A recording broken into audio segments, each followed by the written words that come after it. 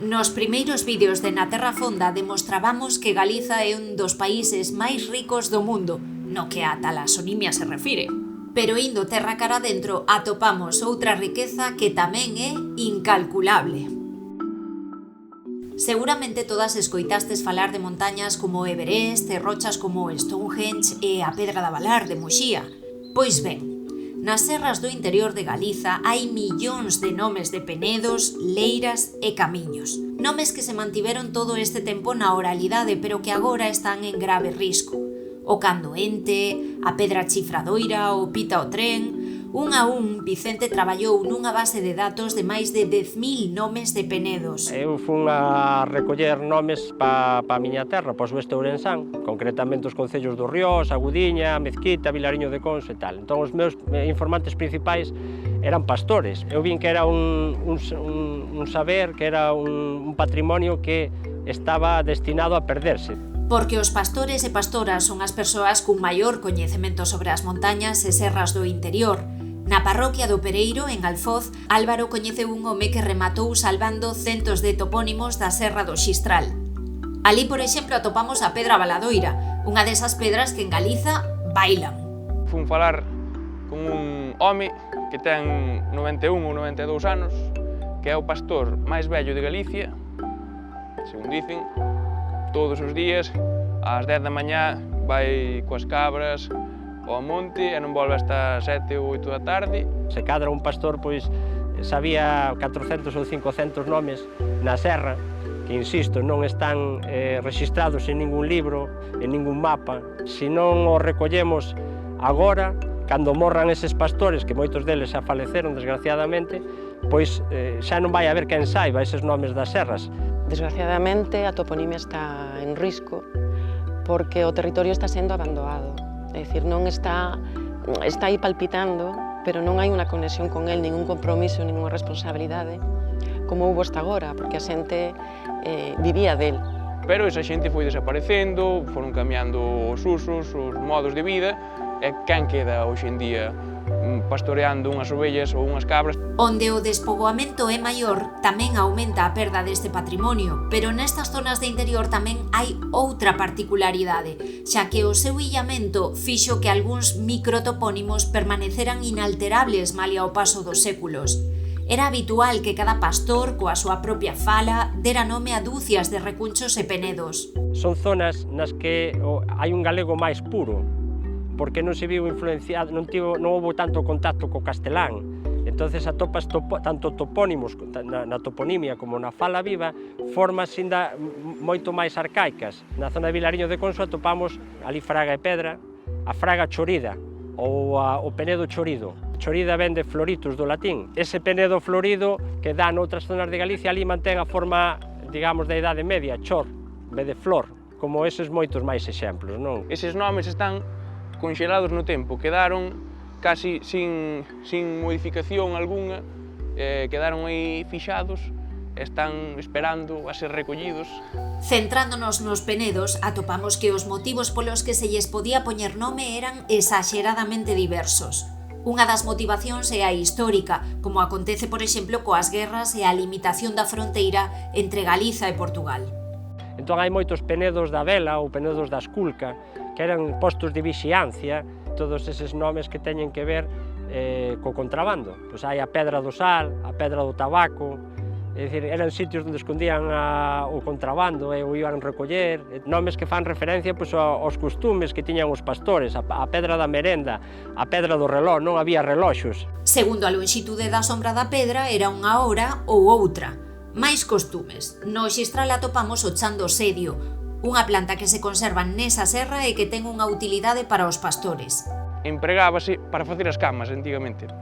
E viñan e collían nos carros e logo metíanas nos pseudo colchós ou logo, porque se facía de millo, pois picábaste moito nas costas polos cañotos que ten, entón co sedio pois, descansabas mellor. E aínda se conserva esa palabra na xente maior. O nome motivado polo son que emite a pedra. Un nome como a pedra que fala débese a iso. Hai moitas que teñen componentes do ferro, ao bater nun oco dentro delas, sona como un son metálico, entonces responden a nomes como a Pedra das Campás, hai a Fraga do Tintinidoiro, que a lenda di que unha moura vivía dentro dela e oíase o tintinear dunha arpa de ouro, non? Eu creo que non hai unha parroquia en Galicia, un concello que non teña unha pedra dos Mouros, unha pedra da Moura. Porque se nos poñemos místicas debaixo das montañas, serras e pedras, hai moito onde rañar. Ana é arqueóloga e recolleu tradición oral por todo o país. Coñece especialmente a historia e a mitoloxía relacionada co Pico Sacro, un lugar sagrado que xa aparece no Códice Calixtino e noutros documentos dos séculos XI e XII. Isto recolle unha tradición anterior precristiana, porque o lugar xa é un sitio de referencia prerromana, porque ten, como te contaba, unha mitoloxía que seguramente ten que ver con que había aí unha divindade prerromana, pagana, unha deusa, que acabou despois coa tradición sendo a Raíña Lupa, porque está asociada ao ciclo mitolóxico do Xacobeo, que viñeron os apóstoles traendo o corpo hasta aquí, hasta o Pico Sagro, e pediron permiso á coñecida como Raíña Lupa, según as escrituras, e pedironlle un lugar para enterralo, e foi o Bosque de Libredón, que é Santiago de Compostela. O lugar chamábase o Monte Ilicino, que significa o Monte das Sobreiras. E acabou sendo, cando cristianizaron, pasou a chamarse Pico Sacro.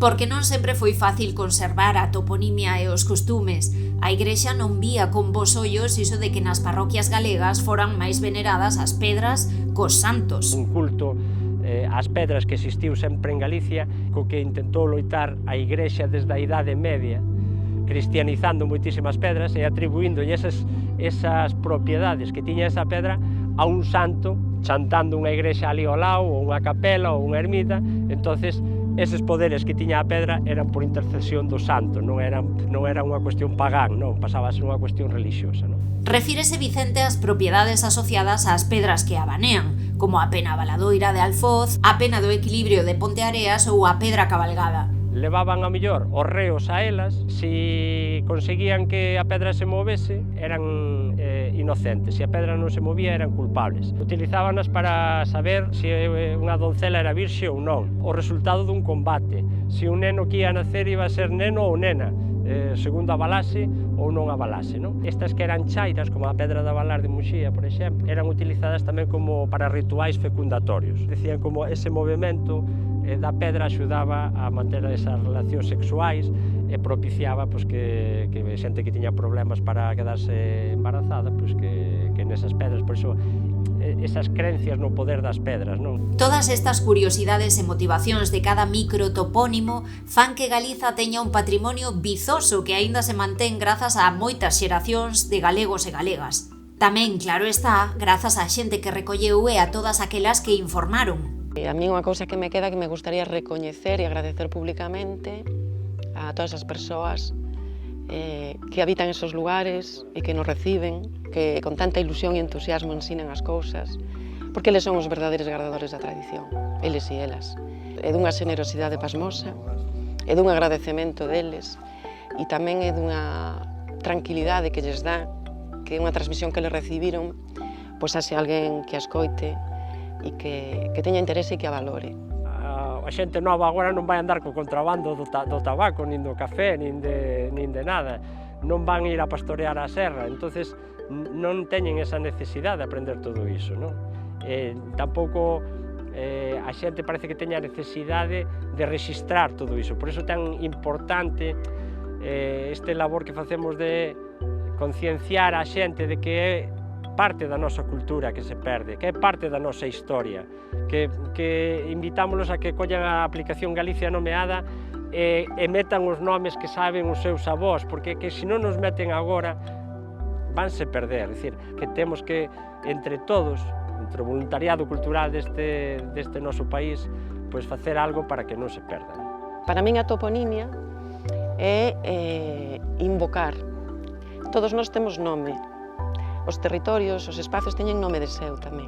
Cando deixamos de coñecer o lugar, cando nos desconectamos del, é cando hai este caos planetario, como penso que hai agora, esta crise medioambiental. Porque de verdade estamos esquecendo e abandonando os lugares. E un patrimonio de tal valor como referencia, e o digo sinceramente, mundial, tal vez a toponimia sexa uno dos nosos tesouros para ensinar e mostrar ao mundo.